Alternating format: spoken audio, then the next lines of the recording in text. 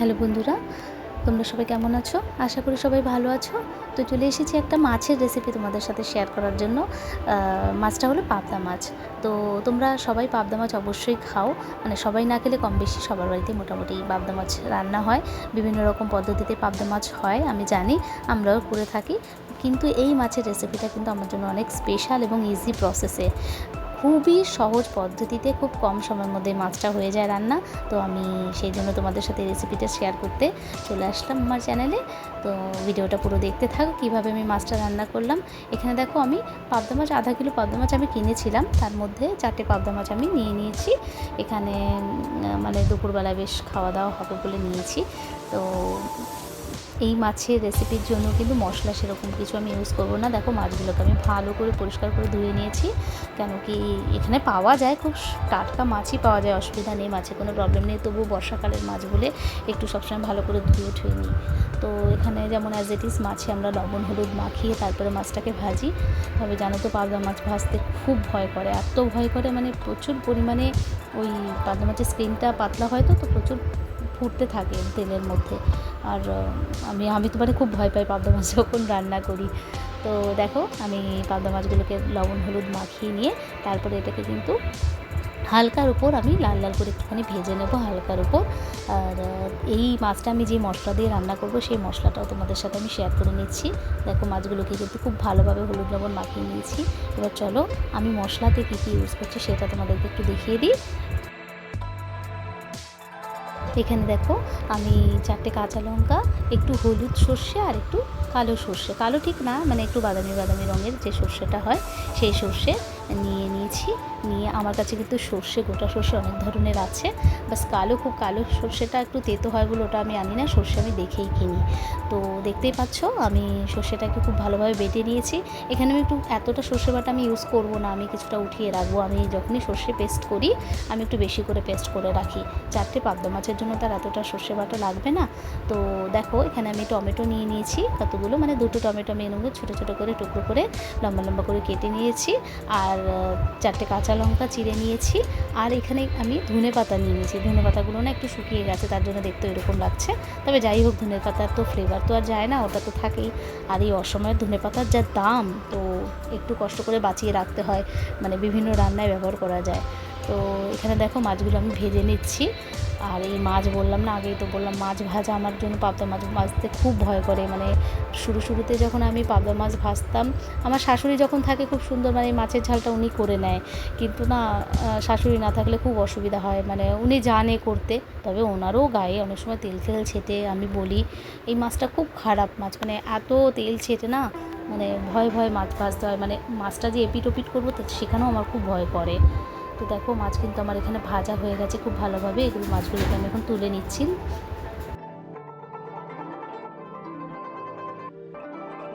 পাবদা মাছগুলো কিন্তু খুব মানে কড়া করে ভাজিনি, হালকার উপরেই ভেজেছি। তবে পাবদা মাছে কিন্তু অনেক ধরনের রেসিপি হয়, তোমরা কী কী রেসিপি জানো সেটা আমার সাথে অবশ্যই শেয়ার করো। আর এইখানে পাবদা মাছগুলোকে তো আমি দেখতেই পাচ্ছ তুলে নিয়েছি। এবার ওই তেলের মধ্যে একটু শুকনো লঙ্কা আর কালো জিরে ফোড়ন দেবো। পাবদা মাছের কিন্তু অনেক ধরনের রেসিপি হয়, মানে ধরো আমার মা যেমন পোস্ত দিয়ে রান্না করে, আবার কেউ দেখি সর্ষে পোস্ত একটু মিশিয়ে, মানে পোস্ত বাটার সাথে একটু সর্ষেও মিশিয়ে নেয়, রান্না করে আর কি। তারপরে ধরো টমেটো আর দিয়ে পাবদা মাছ, শুধুমাত্র টমেটো দিয়ে কালো জিরে ফোড়ন দিয়ে মানে টমেটো পেস্ট দিয়ে পাবদা মাছ করে, ওটা খেতে দারুণ লাগে। মানে ওটা আমিও করি বাড়িতে। তো এইখানে আমি কি করছি, এই যে টমেটোগুলো কেটে দিয়েছিলাম সেই টমেটোগুলোর মধ্যে আমি কিছুটা, যতটা আমার মাছের জন্য সর্ষে বাটার দরকার আমি ততটা সর্ষে বাটা নিয়ে নেবো। আর এর মধ্যে লবণ, সামান্য পরিমাণে হলুদ আর কাঁচা লঙ্কাগুলো দিয়ে আর একটু জল দিয়ে এটাকে একটা মানে ঘন পেস্ট বানিয়ে নেব। কেন কি এই যে কালো জিরে ফোড়ন আমি তেলটায় দিলাম, এবার আমি এই মশলাটা আমি ওর মধ্যে অ্যাড করে নেব, করে কিছু সময় ধরে নাড়াচাড়া করব।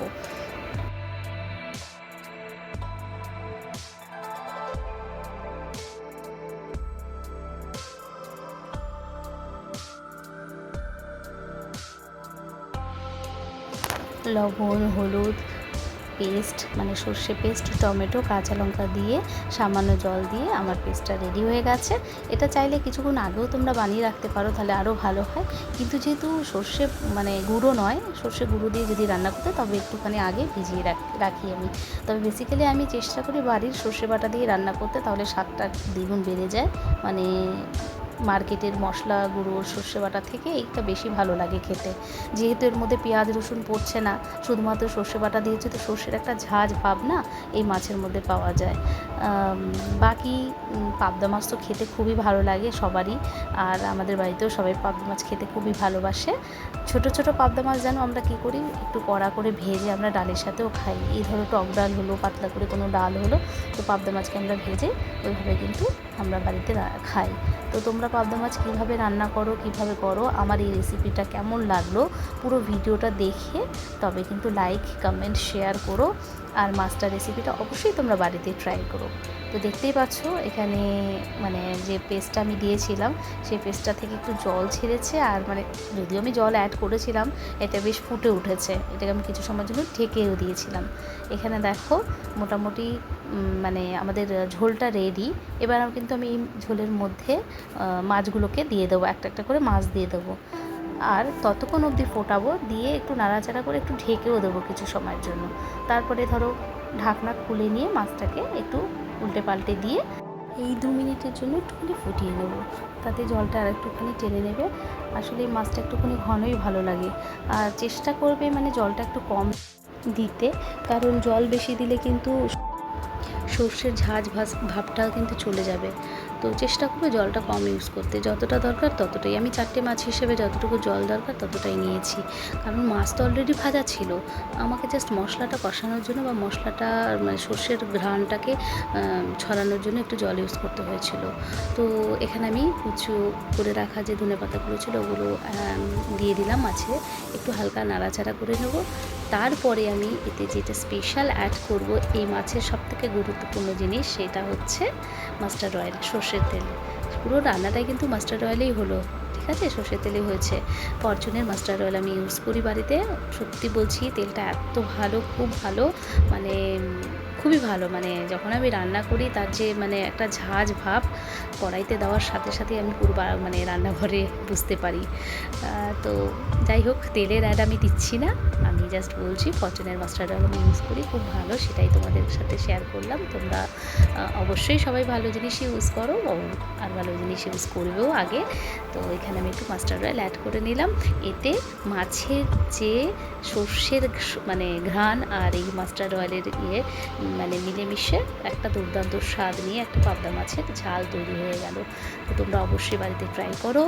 আমি কিন্তু মাছ দিয়ে এখন গরম গরম ভাত খাবো, পাশে থেকো। Thank you.